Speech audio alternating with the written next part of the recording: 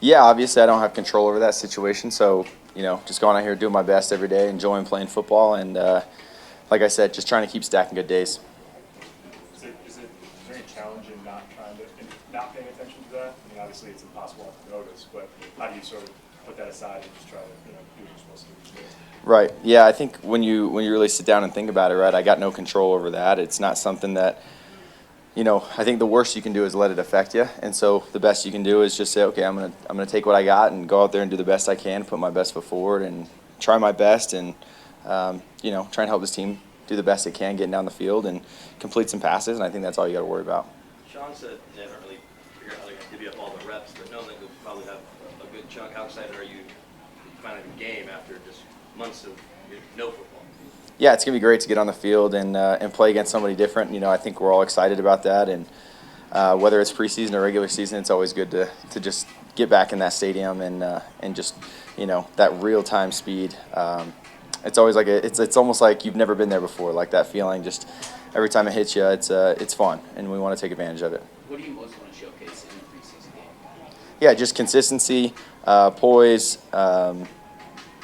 Like I know what I'm doing. I think that's the main one. Just go out there and get the ball out of my hands. Let the playmakers that we have go make some plays. What do you get out of a practice like today, where they throw a lot of different pressure looks, action, a lot of different looks? Yeah, I think it's great. I mean, there's a little bit of like what's going on up front, and then you kind of get to diagnose it, and then make the best decision for the team. Is it good to check out of something here, get us into something where I can get the ball out of my hands quick, or do I feel like I know what pressure's coming and I can make a protection call and keep the play on? I think it's a great challenge, absolutely. And I feel like when you nail it and you make the right call, it's the best feeling, right? There's nothing better than defense throwing something crazy at you and you make the right play. How often do you have to nail it? What percentage of the time do you have to nail it to really feel like, okay, I got that right?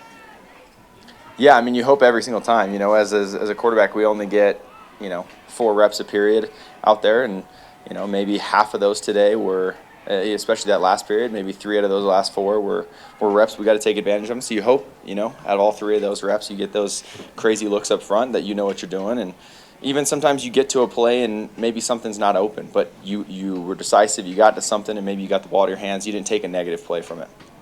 Was that last one, the Troy Franklin, was he inbounds? Good? Yeah, of course. Touchdown.